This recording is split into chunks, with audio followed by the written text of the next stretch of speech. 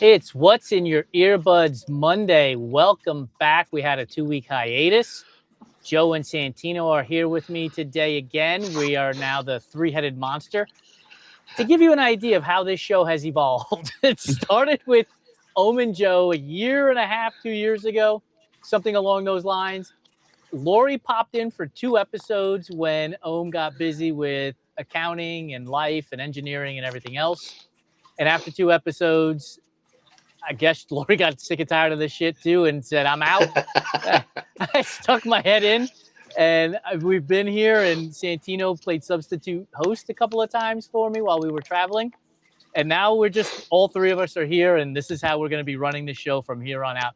Gentlemen, welcome. Joe, how are you? Oh, good. It is What's in Your Earbuds Monday. No complaints. You sound like you're a little under the weather, pal. Oh, yeah. It's pollen. The pollen. So after it stormed for a month straight, I'm pretty sure now the pollen count is 5 million. Santino, welcome to the show again. How are you? I'm hanging in there. I'm hanging in there. It started out as a very Monday for me, and then at some point the clouds just parted. I got a. That's actually why I was a little bit late jumping into the green room. I got a text that there is a. One of the bottle shops in town had a fairly sought after bottle marked down a little bit, and it's like they got like a couple left. You got to go run and grab them right now. So it's like, cool. Let me do this. And so came up on a nice bottle of wine that I'm gonna put one away and crack one for dinner. And other than that, it's just we're cruising at this point. So yeah. Is this an app that you use that lets you know that there's a bottle of wine at a particular location near you? There is an app. This wasn't that though. This was just somebody that I know happened to be in a spot that we mutually know, and they're like, "Hey, did you see this?" And I'm like, I had no idea. I'm grabbing my keys right now. That sort of thing. So. I want to welcome Joey, my sister, and Chris Cedar to the show. Thanks for joining us. The usual suspects once again are here with us. Appreciate you guys being here. As Santino, you were describing that, I was thinking we need to create and develop that Oreo app that lets us know when the special edition flavors are around. Well, so the vote ones they should hit all the general spots today. So I may, although like I said, I have a date with an important bottle of wine later, so maybe not today. Maybe tomorrow morning after workouts, I'm gonna go on the hunt for the. I really want to try that chicken and waffle. I don't know. What about you guys? Me too, dude. What's the one? It's so bizarre. Like how can you not want to try that? Yeah. I forgot to give you the apple pie a la mode this past weekend when you were there, so I'll give it to you on Wednesday. For sure, that sounds great. Yeah. But the chicken and waffles one, I've had a hankering for KFC lately. Like I just need a bucket, and I don't care if it's the leg or the thigh or the like. I just want deep fried chicken. So Joe, you must have a recipe for some sort of deep fried tofu. No, I mean, I need one because, that's funny that it's come up because I work with somebody else that's plant-based, and we're just we always ask random questions like, what's something that you miss, right now? And we both, we're talking about, hot chicken. I'm like, I haven't had, I haven't had fried chicken in, God, I don't know, 7 years or something. You just given us the idea for the show today, which is going to be the musician you miss the most. But before we get there, I want our audience members in our community to know that we have the Oreo mixtape. It's a playlist I have built on Spotify, but in my infinite wisdom, I built it under my own account. So I have to figure out how to export it to the Run Try Bike page, but it'll be there. And it has Stevie Nicks that Marin nominated, Weird Al from Bobby Lee, Jerry Garcia from April Shrum, Radiohead from Birdie, Kylie Minogue and Madonna from Kim Colville. My sister gave us basically half the playlist with Biggie, Janet Jackson, Wu-Tang, and Big Pun.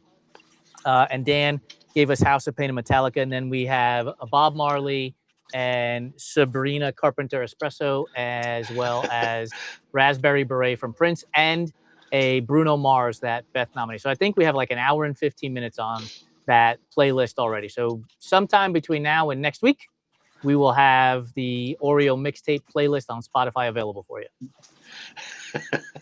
So do we tease it out like as we're collecting pieces of the trilogy of the vote Oreos, maybe a third of the playlist when you get the banana pudding, a third of the playlist when you get the chicken and waffle, a third of the playlist when you get the deep fried. I'm in. We've got some stuff. Everyone should have to eat Oreos while the show is going on. That's from Chris Cedar. Totally agree, dude. I don't even know if I have any in the house. Like, don't come at me, but I don't even know if we have any Oreos in the house. Okay, see, I'm embarrassed to admit I have some on the way. I just put a Costco order in, but yeah, I officially ran out today. So it's I get it. You feel naked or something when you're caught without Oreos.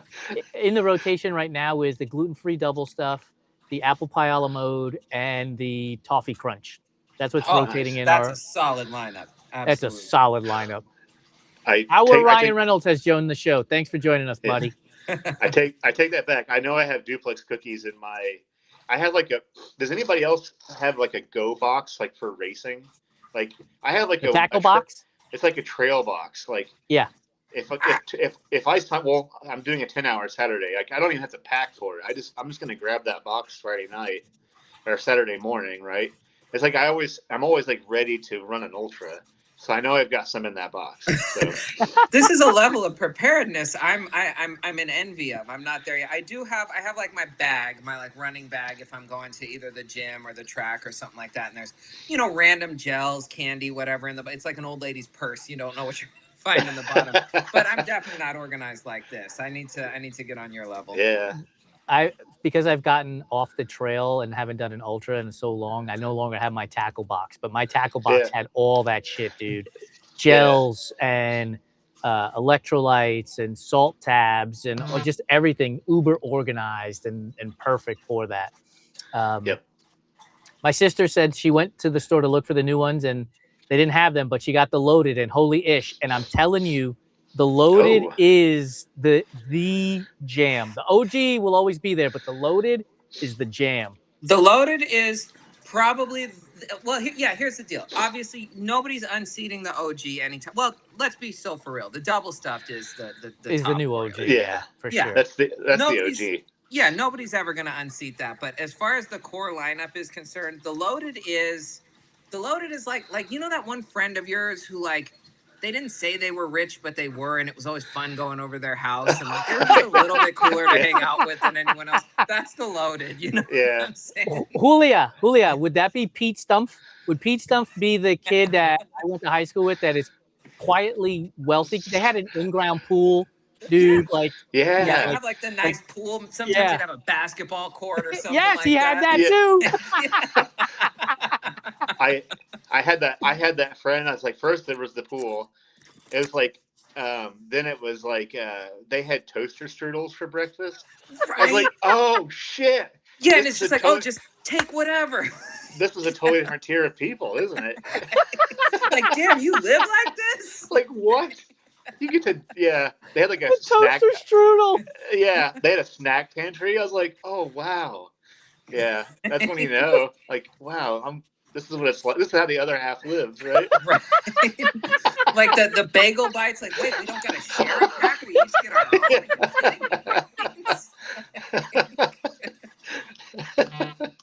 own. Oh shit! I'm so glad. But with the loaded Oreos, I'm sorry to totally hijack, and I'll post this to stories later. But this was my creation the other day. Loaded Oreo, but you take the cream from about 3 or 4 of them and you put it in the middle of. I'll post that to stories so that everybody gets a better picture. But yes, I'm so serious about the customizable cream levels lately. That is a beautiful piece of engineering too, Santino. Right? Yeah. Here, did you take the offset spatula to swipe it up? I totally did. Yes. Because you want it looking professional. That's the whole thing. Like it came that way. I can see Santino, like you put it on like a small little like Barbie radio player and with the toothpick and it's spinning around and you've got the offset spatula. You're like Duff Goldman inside your own kitchen. See, that's the kind of shit we need video of, dude. You have to go and rebuild it now. Don't threaten me with a good time. Come on now. My sister said that I was right. Pete Stump is my version of the how the other half lived, and she said her friend Jenna was at for her. My sister and I are about 6 years apart, so separate between us. So we ran in different circles. Okay, so Joe, you brought this up earlier. Musicians that you miss, musicians that you don't hear much of anymore, and like my first inclination was like one-hit wonders, because one-hit wonders, they come and go, right? And you never hear from them again. But there are some musicians where you're like, man, they haven't heard shit from them in years.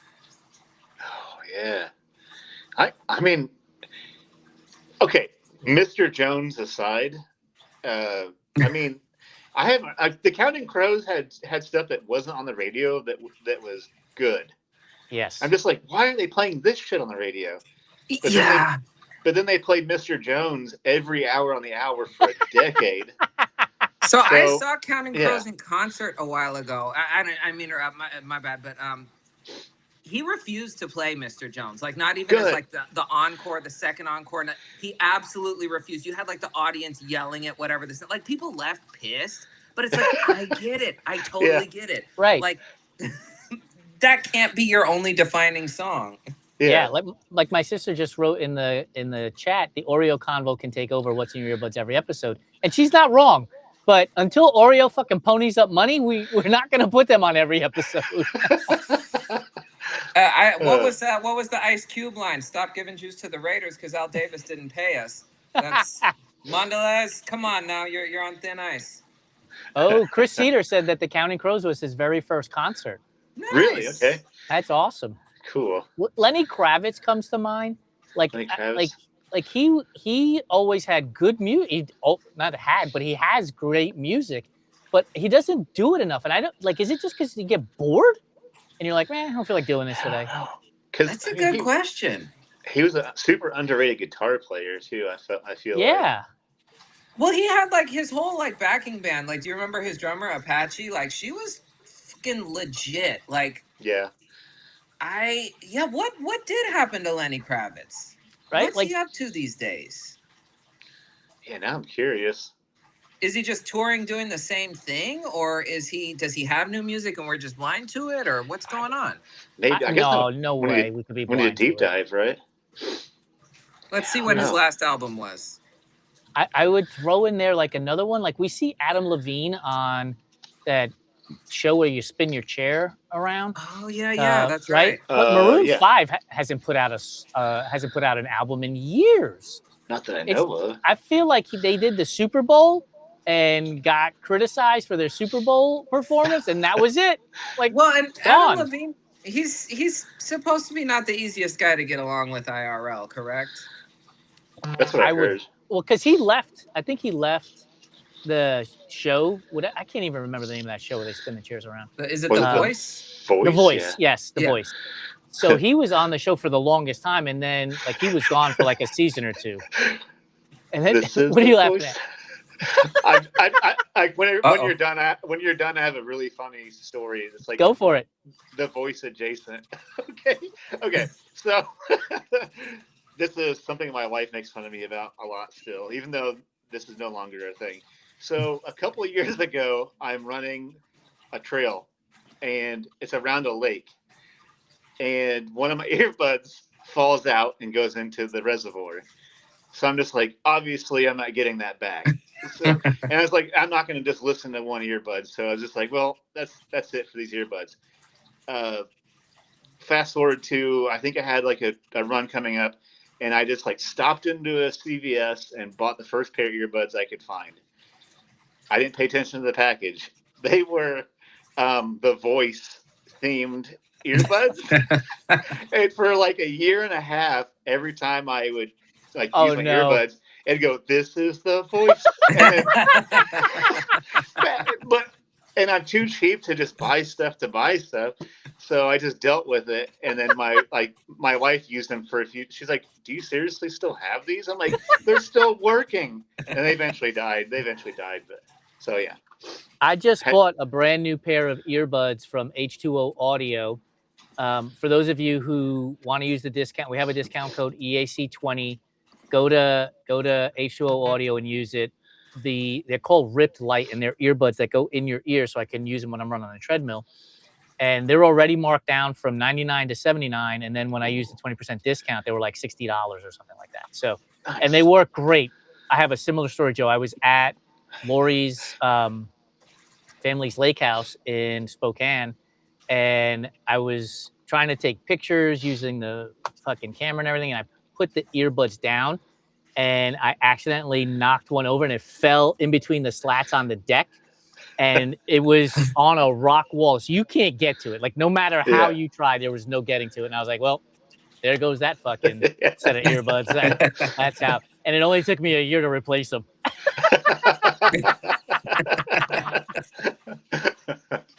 Oh, yeah. My sister has said that Justin Timberlake is an artist, a musician that she is putting on the list of musicians who have not put out music in a long time. She said he went on Don Tolliver's concert, and she almost lost it because Don sampled Rock Your Body, and Justin Timberlake is not put out music in a long time. I want to say he was kind of canceled with the whole Jessica Alba stuff and whatnot. And so I think he might be trying to take a low profile right now. I was going to say, he kind of had a string of quote unquote hits there for a second, because it was that, and then he got the DUI. Drunk driving, yeah. And then, so he's probably keeping himself scarce for the next little bit. So, he's taking that Tiger Woods path.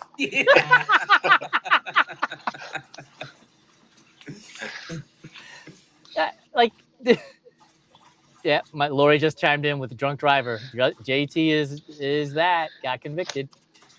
And a cheater. She's not pulling any punches. Damn. He's kind of a messed up dude. Yeah. Oh, it was my sister said it's not Jessica Alba, it's the other Jessica. Well, whomever it was, he fooled around and we fucking found out. Jessica Biel. Jessica Biel, that's right. Yeah. That's right. Yeah. There. So we've got Maroon 5, Justin Timberlake, Lenny Kravitz, and the Counting Crows as artists who we haven't heard from in a long time, and we need them to come back. There's got to be many, many more, because it feels like whenever I put on the radio, I feel like I'm hearing the same artists over and over and over again. The radio is terrible. I get that they play what is popular right now, but there's more than like a dozen songs that are popular. I can't listen to the regular radio. It's just it's gotten so bad. And like I don't mean to say that in like a snobby way or whatever. That's not like, oh, I have to have my fucking pay extra services, whatever. But it's like I need some variety other than the same dozen songs on loop day in and day out. The radio is so bad right now. We listen to Rihanna radio on Spotify when we drive, and like when we've driven from LA to Phoenix, it just cycles through the same songs.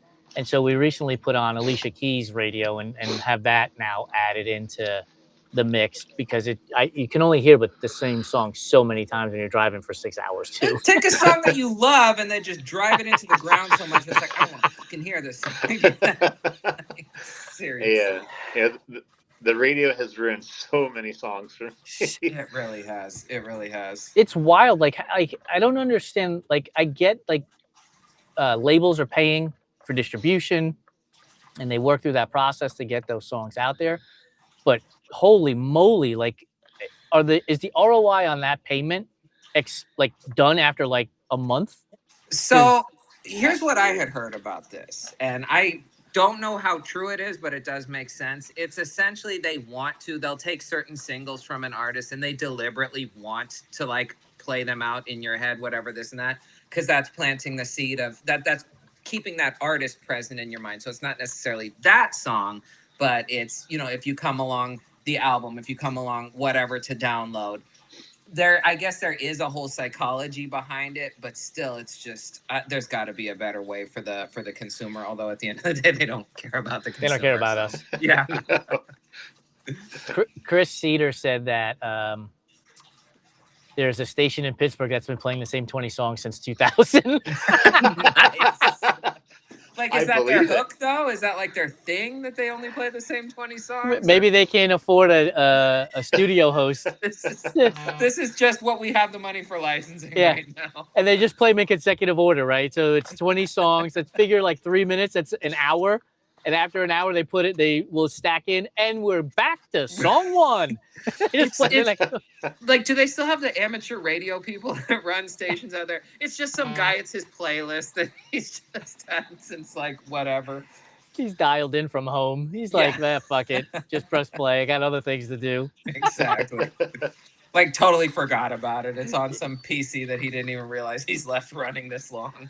Lori has chimed in the Bruno Mars and Lady Gaga song that was playing on the radio incessantly. Hate like that song. Me too, dude. Like, I am so over that fucking song. Yeah, it comes on the radio or on Spotify, it's next immediately. Like, it's not even like, oh, I can tolerate this for 3 minutes. It's like next immediately. Oh yeah. No, it's terrible. My sister said she's heard that Bruno Mars is a cabrón. I had not heard that. We're just airing all the dirty laundry on this episode today. Yeah, wait. Let's. What has she heard? Where'd she get this info? It goes back to the whole theory, right? Don't meet your heroes. That's true. Yeah, absolutely. That came up earlier today. But that's not true because I've met Joe in person when I was in Chicago. There we go. Right? I'm not too half bad. Have you been run commuting to work, dude? Yeah, yeah. So when you run commute to work, are you like the Pittsburgh radio station? You just put the same fucking 20 songs on to run to work every day? I go through phases. Well, I mean, God, I listen to the new Primus EP like every single morning there for the longest time, and then so I don't take full credit, but Chris Cedar, he is fully committed to the Spiral, so he is listening to nonstop Tool. But then that got me fired up about Tool, so I've been listening to a lot of Tool lately. Yes, the logo comes out. So it's been a lot of that lately. So we need those stickers. We really do. That's next sticker order. Those are going in. I'll turn this one over to the audience. Will you make sure that you rep your Tool Time stickers if we send them out? And then lately, the new Cypress Hill, because it took me a long time to hit play, but holy shit!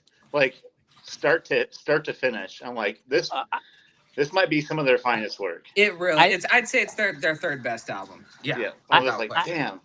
I need to know, dude. Do you bounce to Cypress Hill the way they did in their videos back in the day with like the Oh man, I need to know. I guess I need to throw that in. That's wild though, because like honestly, that is for the first hour and however minutes of every run. That's what I listen to too. Is first once I'm out the door, the Cypress Hill album, then roll immediately into the Primus EP, and then it's just sort of dealer's choice for the last couple of miles. But that's been my running playlist for the past probably 2.5, 3 weeks now. And then I don't know what made me go down this road, but I found like 2 different covers, acoustic covers of Take On Me. One is like a piano cover, and one's an acoustic guitar cover, and it is like, it might be one of the best like songs ever. It's not even a cover; it is a-ha doing it in an unplugged album. Oh, that's cool! So good. I can't get enough of it. What would you call like the dance step walk that Cypress Hill was doing? Was that more like a strut when they were singing? Like, you know what I'm talking about because you've seen the videos. I know exactly what you're talking about. It's like a walk, but it's a strut with rhythm.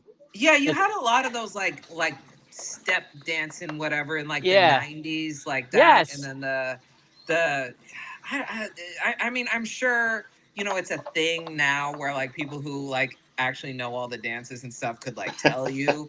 But I watched a video and this reminded me of Joe again of Criss Cross. Jump.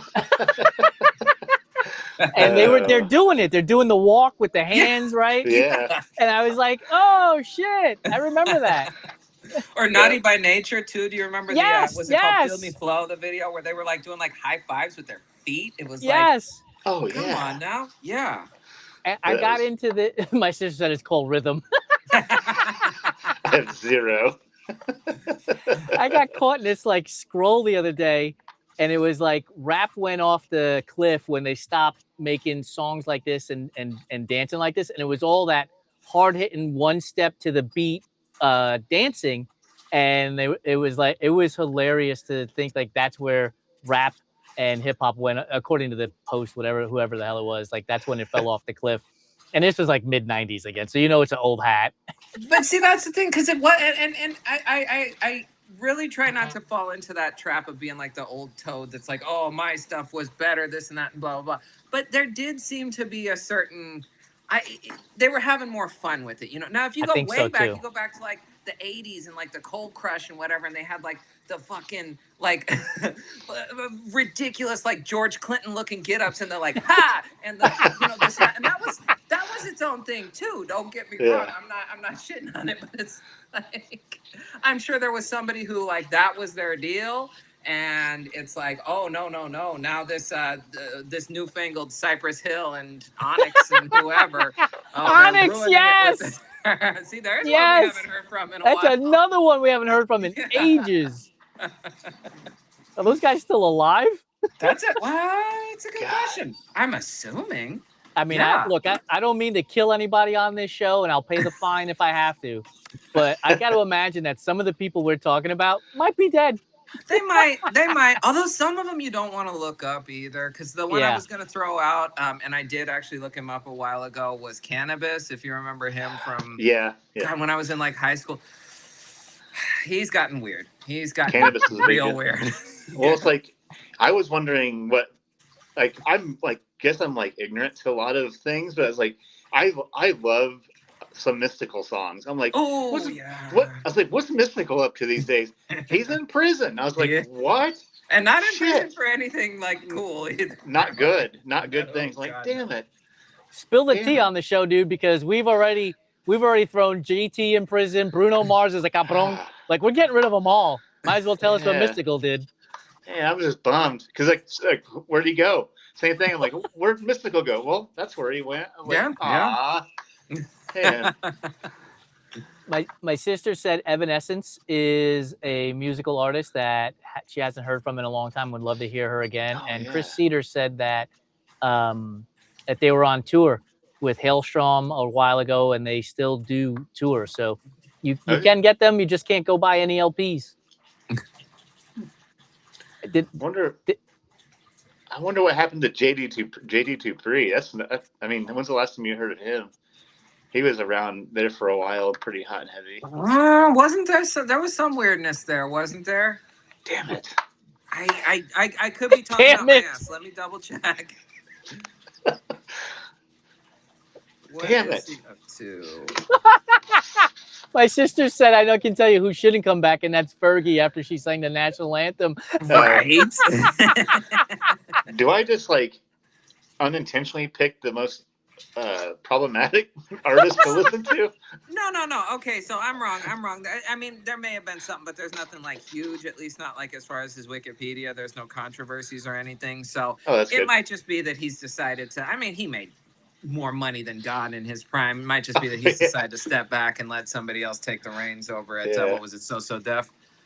Yeah. You think a guy like Jay-Z, who has got, like, to your point, Santino's got more money than God, it just becomes a scenario in which they're like, you know what?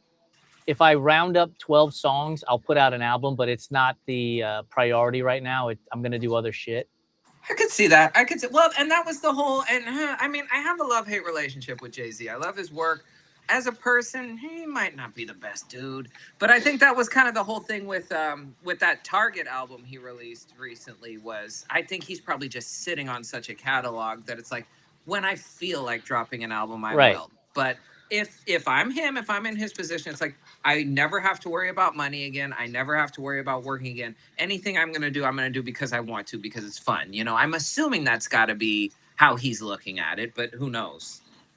But that's got to be for artists like him who have just mega amounts of money, because if I'm not mistaken, and I don't know much about the inner workings of the record industry, these artists aren't swimming in cash. Like for the downloads that they're getting, they're making like 2 or 3 cents per download at this point.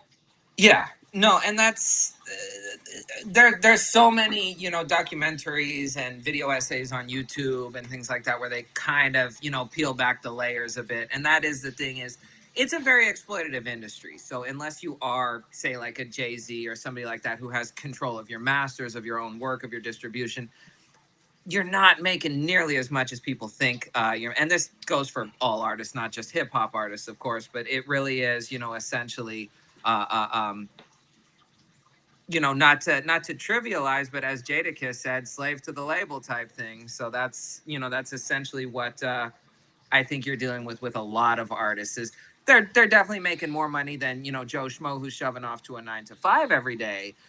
But at the same time, they're not necessarily set for life either. You know, I think Right. that's the thing is a lot of times people like to um, there's a weird like Schadenfreude that a lot of, you know, kind of lame haters have about, oh, this person was rich and now they're broke, ha ha ha. And it's like, oh, I'm sorry, but it's actually very easy to go from here to here if you don't have the steady work coming in, if you don't have, you know, whatever. And that is the thing, they do become kind of beholden to the labels. I know if y'all pay attention to country at all, if you remember the well, he's got a new controversy now that I'm not going to touch. But my cousin had a controversy with his most recent album coming out after he had fulfilled his obligation to Atlantic, I believe was the label he was signed to before he went indie. And yeah, I mean, that was a whole thing where, you know, the album had dropped and the record label basically sued to block it, whatever, because like, oh, you're still under contract even though your obligation is up, sort of thing. So that's wild shit, dude. The inner workings of the industry are very, very predatory and pretty gross, frankly. So yeah. My sister said that Jay-Z has was recently sold out Yankee Stadium with Blueprint 1 and 2, and that he does own Rock Nation, so he doesn't have to put out music if he doesn't want to. I mean, he's sitting on all kinds of money, obviously. Oh yeah.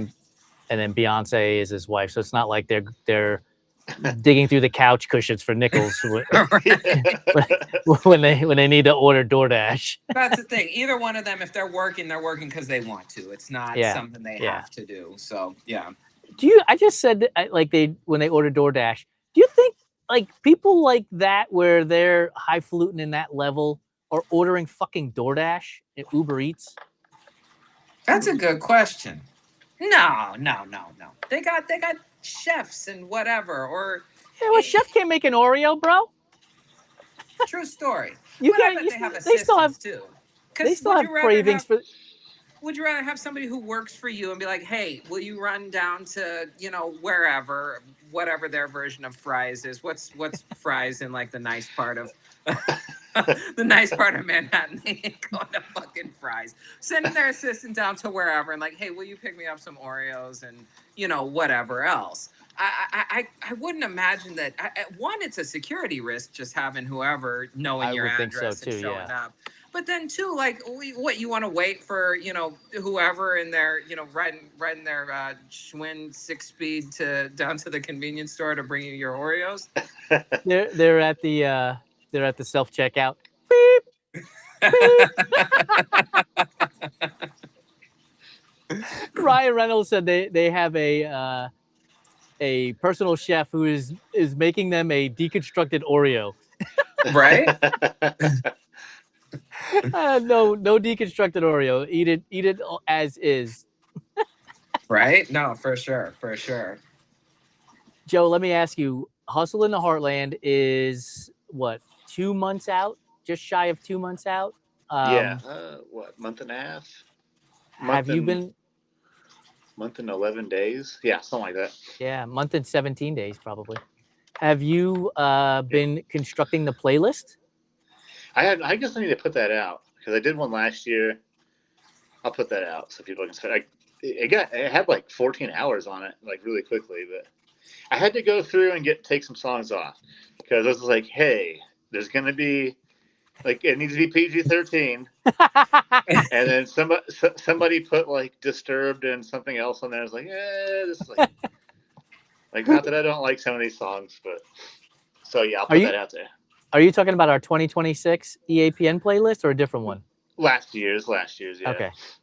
because the EAPN playlist when I was putting together the Oreo mixtape has like 1,159 songs on it, dude. So that's got to be some sort of a challenge where obviously you're not going to run straight through, but it's like you have to listen to the whole playlist on. Maybe that'll be we can all try that at the beginning of next year. So I'll volunteer as tribute. 2026 playlist, start to finish on your runs. You can't listen to anything else on your runs until you've made it through the entire. I kind of like that though, because it's like I feel like I'm always in a music rut, and I'm just like I almost need forced to listen to stuff that I wouldn't normally to like get me out of that shell. So like just having no control of the playlist actually sounds kind of freeing in a way. Because like, do you ever just get like, if you lose a little bit of control of your playlist, it kind of screws up your run too. Oh yeah, and it'll play something stupid, and it's like, oh no, this is throwing me throwing my game off completely. Like, especially it sucks if you're just like totally cruising and you come to the end of an album and it starts like auto playing something dumb, and it's like you just keep hitting skip. Like, give me something so I don't have to break my stride here. This is the things I don't have to deal with because I don't listen to music when I run on the streets, and when I'm running on the treadmill, I'll slap in a Netflix show or something that I'm streaming while I'm watching that. Go ahead, Joe. Oh, what's everybody watching for their? I mean, I haven't ran on the treadmill a bit, but what's everybody watching currently for their treadmill runs? I guess I'm always curious about that. So Lori and I have an agreement. If it is a show that she is not interested in, it becomes a treadmill show for me. And so otherwise we're watching shows together. So right now we are watching Not Suitable for Work on, I think it's Hulu. Lori, correct me if I'm wrong. And it's really fucking funny. It's like 5 or 6 young adults living in Manhattan, working in all different industries. It's really dope. But what I'm watching when I'm on the treadmill is I'm Quarterback right now. Which is just a docuseries, NFL quarterbacks. I'm making my way through it. It's really not that interesting, I'll be honest with you. Probably because I'm also not that interested in the NFL anymore. And then I'm watching, it's a French dubbed show, and it's like their version of the Special Forces. And so they're in the process, like there's some terrorists that are attacking France, and they're trying to find the bad guy. So I watch it. It's dubbed over, no closed captions, so it's dubbed over. So their lips are moving and English words are coming out. But it's the perfect treadmill run because you don't have to be dialed into everything. You kind of get the gist of every episode. Interesting. And I just finished watching Night Agent, which was season 3, which was really good. Nice. Santino doesn't run on the treadmill, so he can't participate in this. I ran on the treadmill once for the first time in 3 years a couple weeks ago. That was. I'm hoping to make it another 3 years without running on the tread. That was an awful experience. I haven't ran on the treadmill since the wintertime, but I've been doing like weighted vest rucking a lot more. But I just pick YouTube, like soft white underbelly or just whatever I'm into. It's like I could watch that like channel every single day. Well, so when you're not on the tread, though, what are you watching? What's everybody into currently that's just must see viewing? I've been rewatching Breaking Bad again. Like, I don't know why. It's just like that time of the year, and it's like, well, all right, Breaking Bad. We're watching Real Housewives Girls Trip 20th year reunion on a weekly basis. We are watching Lioness on Paramount Plus on a weekly basis. That show is fucking amazing. And like I told you, Not Suitable for Work. That like it's old shows, so we're kind of catching up on past episodes and running through that. Which it's been good. It's a 30-minute sitcom basically, so you get through it pretty easily. Oh, cool. My cousin is back, Monique. I know we don't have anything for first time listener call in show, but long time first time return. We could give her finger claps for making it back to our show. My sister said going back to artists she wish would come back out. She's got Montel. I believe you're talking about Montel Jordan. Yeah. Unless Montel Williams had an album that we didn't know about. Now talk about, is he alive? Is he a person who is alive, or is he dead? I think so. No, because he had like MS or something, didn't he? But I believe he's he still had MS. Around and kicking. I hope so. I would think they would have paid proper respect if he died, and we would have heard about it. But who knows? I have no idea. Monique says she's missed us. We've missed you too, so thank you for coming back. My sister says she's been watching Traders UK and Bloodline as well. And Ryan Reynolds is watching The Amazing Race. Is this, Ryan, is this a new season of Amazing Race, or is this a past seasons of Amazing Race? Because I love the show. I absolutely love the show. Do you guys think you could make it on Amazing Race? And if you could, who would you do it with? That's a tough one. That's a tough one. Because, yeah, it's... I think the thing is, like, honestly, it comes down to who you do it with. Yeah, of course. I don't mean this in a bad way at all, but I would not want to do it with Heather because I think I would become a very, very difficult person to be around, and I don't want to subject my wife to that. I don't know. I mean, I'd give it a try, I guess, but it's just a toss up of who I'd be participating with. Joe, did you just nominate yourself to be Santino's partner? Oh, okay. I mean, I'd give it a try. I would pick my wife. I would pick Lori in a heartbeat, and the reason is I can't remember shit, and she remembers everything. So our talents would be she would do all the memorization games, and I would do all the physical shit. And that's how we would go on the show. And whether we won or lost, at least we know that we would have played to our strengths throughout however long we made it.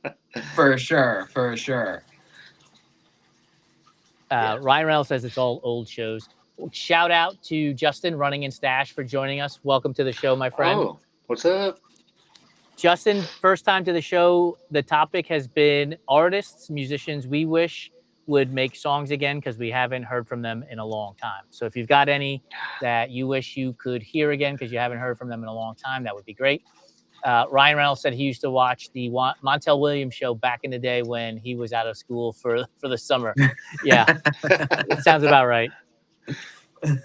But we definitely could use some Montel Jordan again, which made me think of Mary J. Blige. I don't know why, but immediately I was like, we haven't had an album or any music from Mary J. Blige in a long time. That's true. That is true. Yeah. What's old Mary up to these days? I wonder. Yeah, it's been a while. Yeah, she kind of fell out after Biggie, right? Yeah. Well, no, because she had what was that album like? Right. I don't know if I had just graduated high school, if I was in college already. But she had a couple like big singles from that, but still like early 2000s. And then was it the No More Drama album? Was that what it was called? I don't remember. But yeah, and then just kind of nothing for the past. I mean, she's been around, but there hasn't really been anything new, has there? I feel like she's done TV, right? She's done TV. My sister literally just said she is acting in Power. Yeah, okay. Oh, okay. Yeah, that would make sense. And Monique added that she would love to have music from Jodeci again. Jodeci, okay. Which made me think of this, and Joe, you'll love it. Like, Jodeci made me think of Jamiroquai. And if we could have a Jamiroquai, at least one song with the big hat and him like walking in the fucking whole screen just spinning around and everything. That broke my teenage brain when I first saw that. I was like, it's wild that there was no special effects in that video. Like, it was just like, I thought that was some kind of urban legend or something. And then, like, years and years later, it was like, oh no, this was really like, and I believe it couldn't have been one take. That would have been ridiculous, but there's no way, right? No way. Because I heard that too, and I was like, there's absolutely no way in hell that was one take. It's impossible. No. Yeah. He was, what was the British chef? Not Oliver, whatever his name is. Oh, maybe it was Jamie Oliver. Yes. So Jamie Oliver, I caught on like a PBS show one day, and he had Jamiroquai on, and it's probably on YouTube. And he talked about the making of that episode, that video, and everything else. And it was wild, like all the shit that they had to do to make it so that it actually the room spun, and he looked like he was walking through the room and everything. That's insane. That's insane. It's insane. I just love it. Isn't that? But like, was it? I mean, it was after Lionel Richie's walking on the ceiling. Oh, so they would have had precedent for it. Yeah, maybe it was the same director or something. Even who knows? Yeah. Ryan Reynolds said Casey and JoJo. Those dudes were everywhere for a bit. Oh, yeah. They were every middle school and high school dance there for a while. See, and that's okay. Now, maybe that is that the thing is that you get too old for like R&B, or like, am I about to launch into one of these old Toad rants that I was just saying that I wanted to avoid? Where it's like, what happened to R&B like that? You know what I'm saying? We don't. Yeah. You don't necessarily have that, and maybe it's just because we're not in middle school anymore. You know what I'm saying? Yeah. There was a lot of. I mean, I don't ever hear of any new R&B, but maybe I'm just. What's the last new R&B like? You don't. It does. It's not something that like comes to mind anymore. Like the genre is almost like non-existent. Like The Weeknd. Like, is he even R&B? Like, who? Oliver, I need you to settle down. You're not gonna. Okay. Oliver's got a lot to say about it all of a sudden. Lori said, "Here comes Santino's paragraph on I'm being too old for R&B. She's ready for your diatribe." Right? No, that's I might have I might have just accidentally caught myself off guard with some crisis here or something. Maybe I need to do a deep dive into. Let me get back to everyone next week. I'm going to prioritize listening to new R&B this week, and I'll report back next Monday. Monique said you're never too old for R&B, so there you have it. One of the things that Lori and I were talking about when we were in LA was the queens of the decades. So because we were talking about Mariah and Whitney Houston and Madonna, Mary J. Blige came up in the conversation as well. And so like the queens of the 80s, right? And we pegged the queens of the 80s, and we were trying to limit it to two, as Madonna and Whitney Houston. Oh, yeah. Were there others that could even enter the conversation? Tina Turner. Tina Turner would she be more 70s though? She'd probably be more 70s was her peak. She was still doing stuff in the 80s. Correct. Yeah, definitely more 70s. Maybe not Queen, but I feel like Paula Abdul should have. Paula Abdul's name came up too. Yeah, and I like think somewhere. that she became more into the 90s than the 80s. Like she probably had crossover as well. Like Tina would have had crossover 70s into 80s. Cher was another one. Cher, for sure. But Cher goes back to like the 60s even. So Cher was pretty prolific in that whole stretch. But yeah, I don't know if you could say that she was like a queen of the 80s. Maybe. Now, what about Queen Latifah? Yeah. Yep. I mean, like, Queen Latifah would have been late 80s, early 90s? Late 80s, early 90s. But like, who else? Like, who was the first like woman who was rapping like that? You know what I'm saying? Like, was there anyone before it would have been Latifah? her? Yeah. And then like Missy Elliott kind of felt like she preceded her, right? And some Missy, MC Light, all of them, but they all MC like I don't think they predated Brat. Queen Latifah though. The Brat, yeah, for sure. Lady of Rage. You did have, but and maybe that's the thing, maybe not full on 80s, but at least in that arena, I don't think there was necessarily there was not a woman who was out rapping Queen Latifah in the 80s, put it that way. There's a conversation happening and on the show, and they were asking about Whitney, and Whitney sang the national anthem at the '86 Super Bowl. Yes. As a Giants fan, I know that to heart. It was the first Iraq War, and that national anthem was the best up until that point, and it's still the best to this day. Has not been topped by a single artist. So Whitney would be a queen of the '80s, for sure. For sure. Yeah. Yep. That doesn't mean she didn't move into the 90s, right? That's not to say Whitney, I mean, really up until RIP, up until her passing, Whitney was still, maintaining just such a high level. Whitney never had a fall off. You know what I'm saying? You can talk about ridiculous behavior as we had before with the with the interview and everything, but there was no denying the talent at any point. No, not for a minute.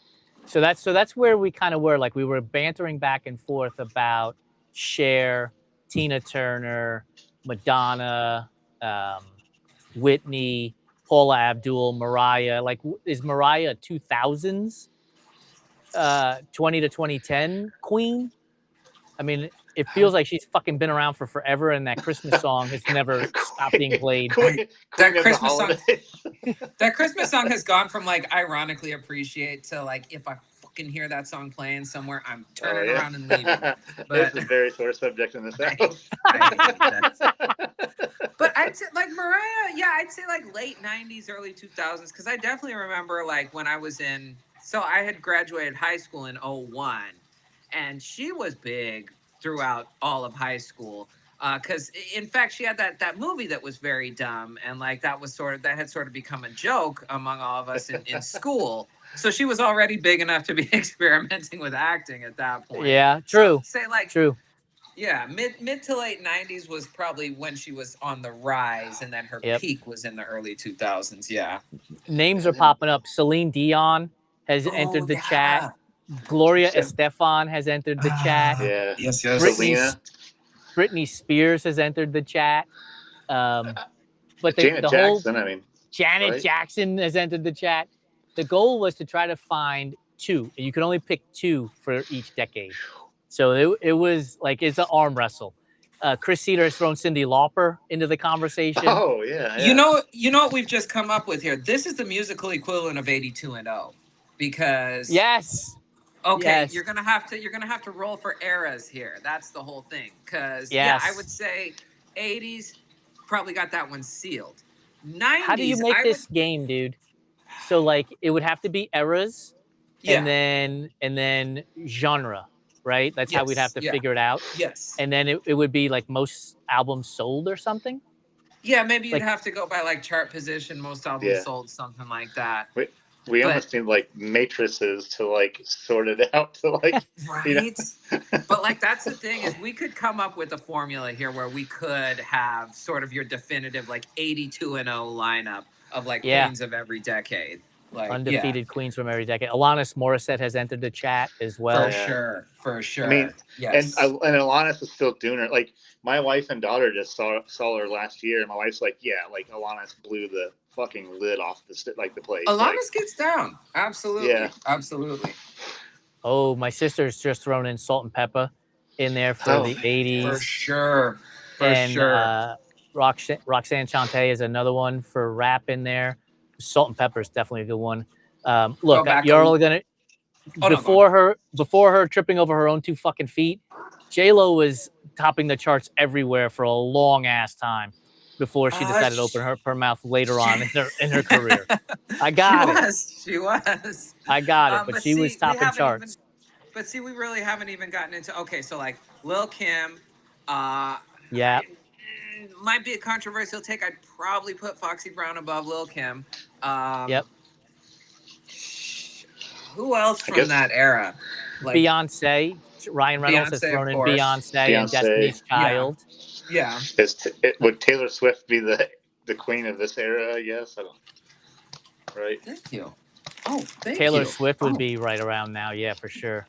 Yeah. Somebody was listening on the live.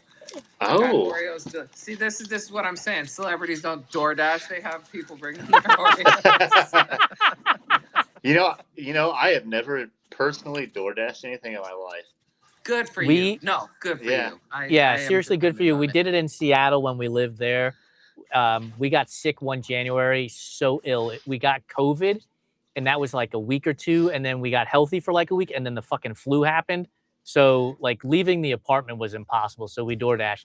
That shit gets so expensive, man. So expensive. It's ridiculous. So expensive. It's your like $4 hamburger's $38 when you're all said and done. Oh no, that's so. You know En route, my coffee shop down the road. Shout out En route, not a sponsor, but they should be.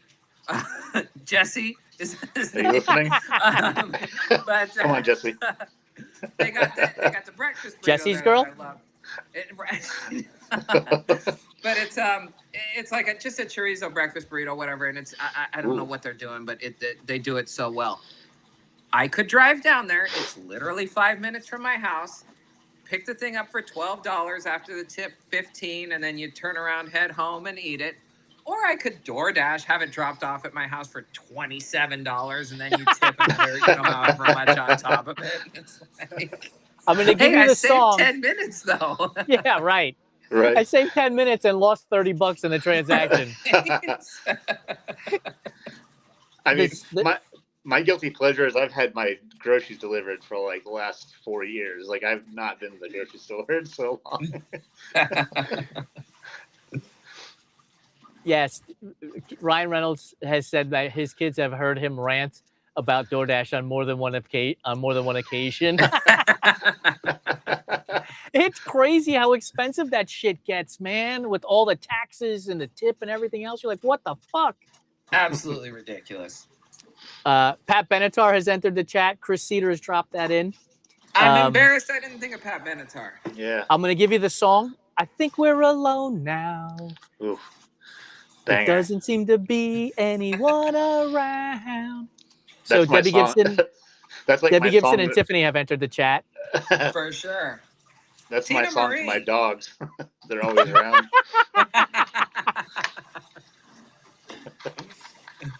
Oh, it's fantastic. But that, like, this is a hard game to play, and we might have to figure out how to employ chat to design an app that creates this. Can you build the #1 concert, right, based on album sales or something?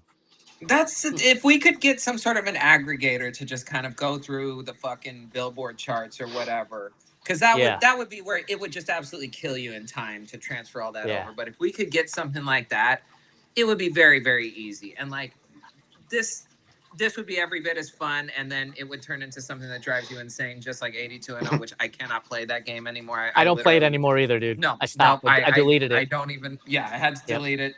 Don't go to the site. Don't do anything, just because I had become obsessed at one point. So I believe we have the greatest autocorrect in the history of autocorrects. Chris Cedar just threw up Stevie Nicks in 5. He typed the word Knicks is spelled as in the basketball team, the Knickerbockers. Nice. Knicks in 5. Do you have an Apple phone also, Chris? Right. It's just no.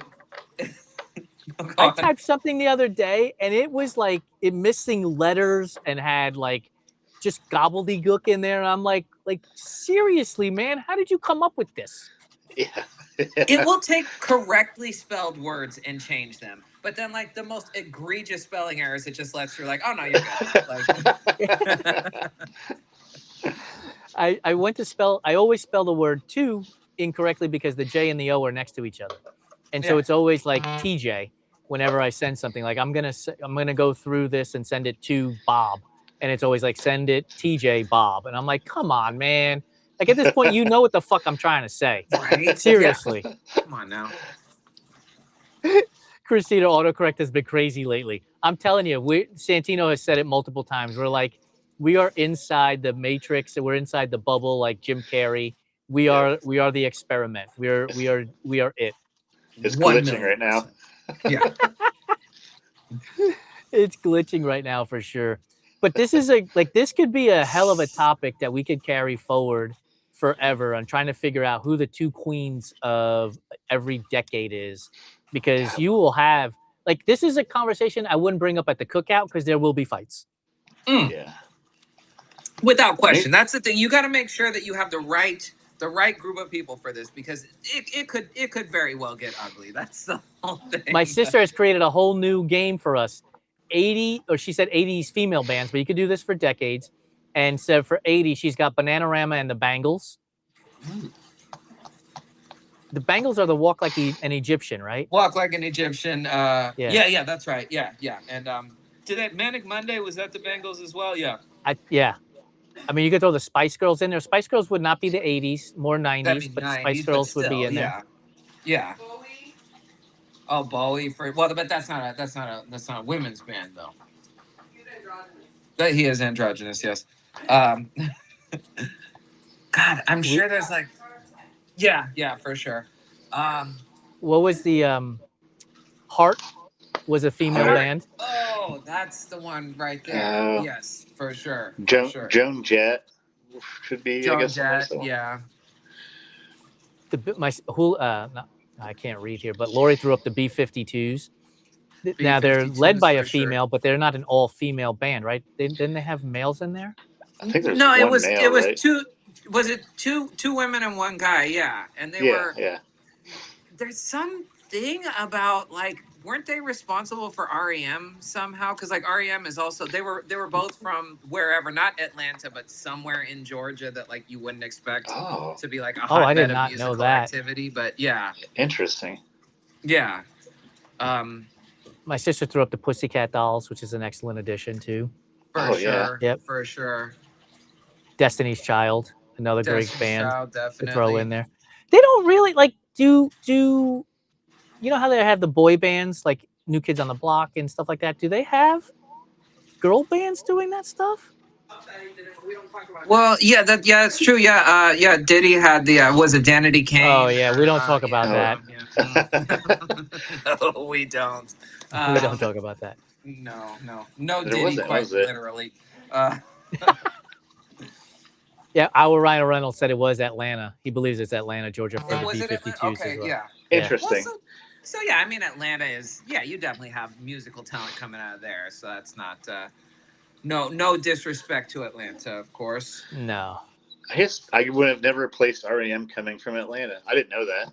That's one of Yeah. those that like it's I always didn't like, know that oh yeah, either. that's right whenever I hear it, but it always sounds wrong because like they do not sound like a southern group at all. Like if you'd have said, you know, some major coastal city, NYC, Like- LA, wherever, it's like, yeah, I could see Yeah. that, but Atlanta, okay.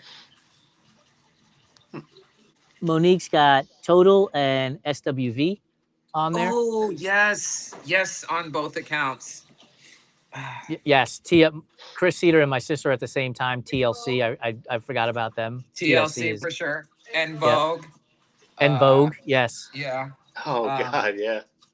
Which I should be embarrassed that it took me that long to bring up the Oakland girl group, but yeah.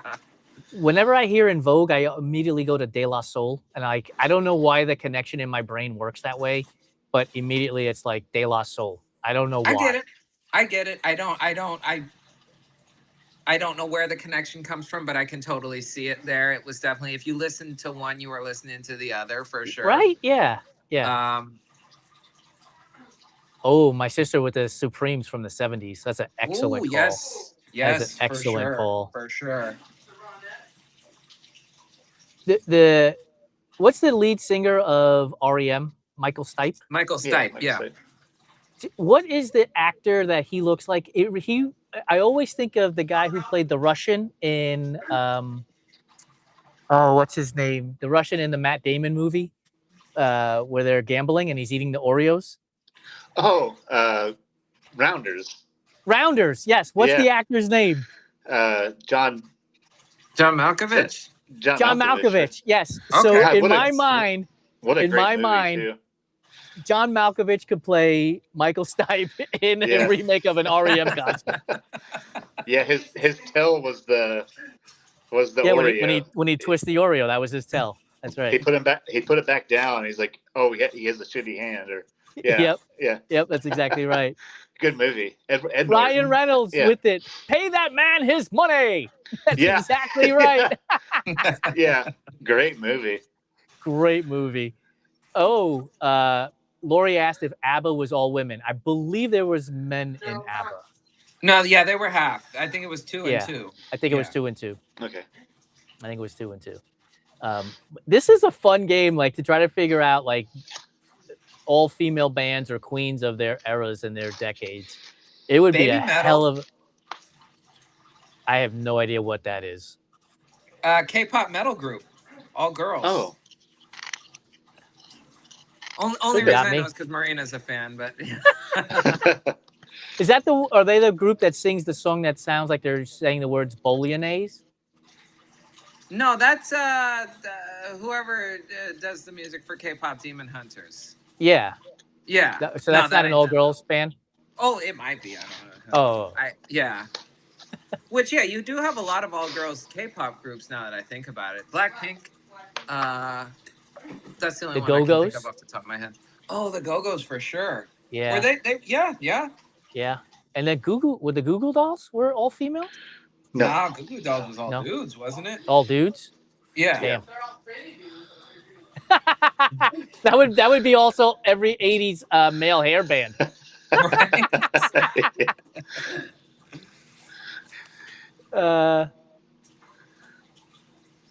Ryan Reynolds is asking if anybody remembers Cleopatra or Bewitched. They were on the Disney Channel in the 90s, all female groups. Oh, okay. I do remember Bewitched. Was it, were they the ones that did C'est La Vie? Like, C'est La Vie, C'est La Vie, that song?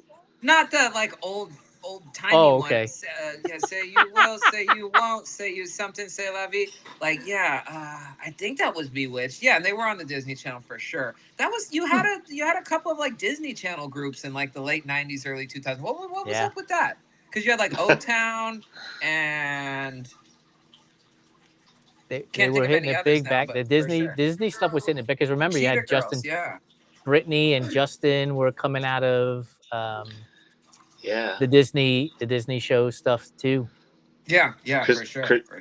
Christina Aguilera was also a Disney kid, right? Yeah. Yep. Yes. Yeah. Yes. Category of Disney kids that grew up to be pop stars. Jessica Simpson. Yeah. Jessica Simpson. Yeah. I was gonna say Ashley Simpson, but I guess Jessica Simpson might be better known than Ashley Simpson. Oh, my sister with Expose. Expose is an excellent 80s freestyle band to throw in there. Monique has Cover Girls. Oh, yes. Yeah, for sure. Those are excellent additions. Like this is something we definitely have to explore further and build out like decade by decade and just get people yelling at each other. The arguments. Because you have to limit it. You can only bring 2 per decade to the table. Oh, it could be our cookout fist fight. It's like our own version of WrestleMania. People are swinging chairs, jumping up the top rope. What was the celebrity fight? Celebrity death match? Yeah. Yes. Wasn't that made with like figurines? Weren't they like claymation ones? Like claymation, yeah. Great TV. Kids these days, they wouldn't know. Right? They'd get some AI flyer made with some nasty shit. They'd make it all stupid in AI now. They couldn't bring it back just because of that. But yeah, if you could, I don't know. I'm sure there's still some claymation studios out there. I wonder if we could get in touch with NPR and have them create a tiny desk version of these things, and bring on the top queens from the 80s, 70s, 80s, just for like a tiny desk concert. That would be dope. That's brilliant. Yes, absolutely. Right? Did you see how Weird Al had a tiny desk recently? Oh no, I gotta watch this. I know I haven't had a chance to watch it yet, but I gotta queue it up. I didn't see it. That's something. So I don't know why this just popped in my head, but Questlove has done a number of tiny desks, if I'm not mistaken. Yeah. He's in that show that Lori and I are watching, that Not Suitable for Work. He was in the show as like a guest appearance. Oh, nice. I just love how Questlove just randomly pops up in things. Just everywhere, right? Like just weird. It's like that's Questlove. That's cool. Like does his agent just put shit on a dartboard and just throw it, and they're like, okay, we're gonna go with this one. We're gonna go with this one. He's just always in random shit constantly. Yeah, that's Questlove stays working. He's a busy dude for sure. Yeah. My sister has thrown in because Ryan Reynolds said Celebrity Deathmatch was appointment TV for him back in the day, and my sister put Gladiator, American Gladiators. Oh, yes. Oh my God, that shit was wild. That's so good. They'd be running it. Remember they had the big gun that would shoot like that little tennis ball. Yeah, the like tennis ball gun. Yeah. So with nostalgia being what it is, and you already have like the whole segment of like American Ninja Warrior, all that shit. Why have we not gotten an American Gladiators revival? Like that would be. I mean, do we have enough right? Are there enough roided out athletes that would be willing to do this? Well, they tried to do the enhanced games, and that kind of fell flat. I was going to say that. Didn't they have like the Olympics enhanced games? You could probably get a few of those guys and ladies to participate. Sell it as an experience now. So essentially, like Spartan or one of those, where like, okay, I'll come plunk down $150. Let me go run the American Gladiators obstacle course, or just see how you could fare on these obstacles that we watched as kids now. Like, come on. That would be amazing. That would be a hell of a lot of fun. The everyday athlete presents American Gladiators. We just have Who owns the IP? Who do we got to talk to? Let's make this happen. A schmuck's running through a field getting shot with tennis balls out of a cannon.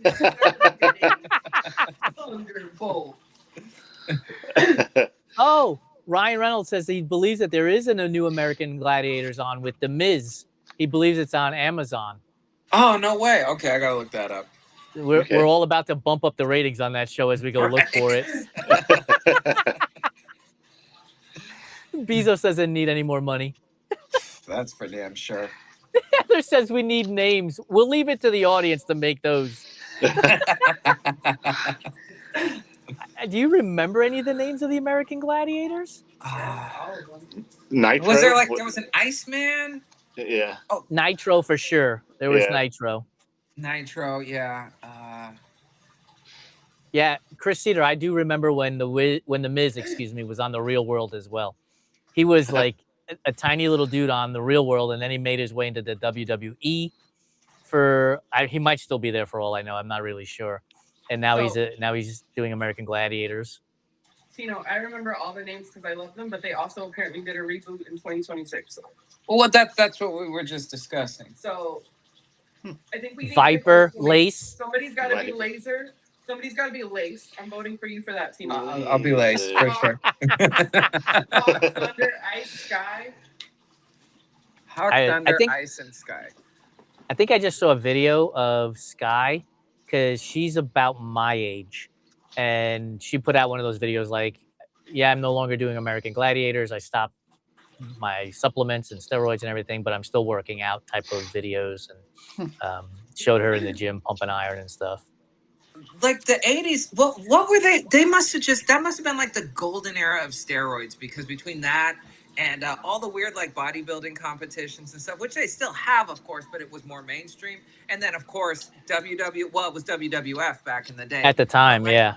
Jesus Christ, like everybody was just juicing up. And then it made its way over to MLB, and yeah, that was kind of all she wrote there. But, chicks dig the long ball. Right. Which is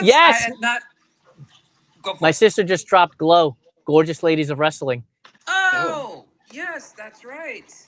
That was amazing. A really good show. Yeah. Yeah. They did it well there. I was gonna say, like, this whole steroids thing, right? It definitely advanced its way into Major League Baseball. But prior to that, because Chris Cedar mentioned Cyndi Lauper, I have to reiterate that I was at the first WrestleMania when Cyndi Lauper was there with Captain Lou Albano. Whoa, cool. Was she just like his manager, or was she like a guest referee or something? She had a pretty. She was a manager. She had a pretty big role. Yeah. Yeah. She was like managing with Captain Lou Albano. I want to say like the Hart Foundation back in the day. It was Jim the Anvil Neidhart and Bret the Hitman Hart. That's right. Oh, wow. Right. What was the main event of it? Was Hulk Hogan and Mr. T versus Andre the Giant and whoever Andre the Giant's tag team partner. Man or somebody like that. Yeah, maybe. That's MAGA Hogan body slammed Andre the Giant at WrestleMania. That was and that was a very big deal. That was a big deal. Very big deal. For sure. That was all of those. You look back on it now, and it's like it's a shame they ended up the way they did, but it was entertaining at the time. I know WrestleMania 6, that was the one. I don't even remember how old I was. I was, probably about 6 or 7 years old. But Hulk Hogan versus Ultimate Warrior. Jesus Christ, they both ended up being total pieces of shit. But goddamn, I was excited for that main event. That's for sure. It's amazing. Like, my sister is right. WrestleMania was always fake, but now it's become so unbelievably fake. But the fans it just keeps showing. Fans keep showing up. It's amazing. It really is. Absolutely amazing. It really is. They're just printing money. Well, I guess he doesn't own it anymore, but he's involved to some capacity. Yeah. Vince McMahon and whoever, but I guess good for them. We're running on fumes now. We've been going for an hour and 15 minutes. We started out with the Oreo mixtape. We wound up in 80s nostalgia and steroids. And somewhere in between, we had the Eras Tour, our own version of the Eras Tour. in trying to figure out the queens of the eras along with the all-female bands and groups of the eras, and we'll have to keep building this out as we continue to grow. So, folks, when this episode drops a week from today on August 31st, make sure you chime in because you guys really, really showed up on the Oreo connection to a musician. It was so much fun, and I can't wait to see who you pick as the queens of the eras, and we'll put something together for that. Appreciate you being here, Santino. Santino, any last words before we roll out?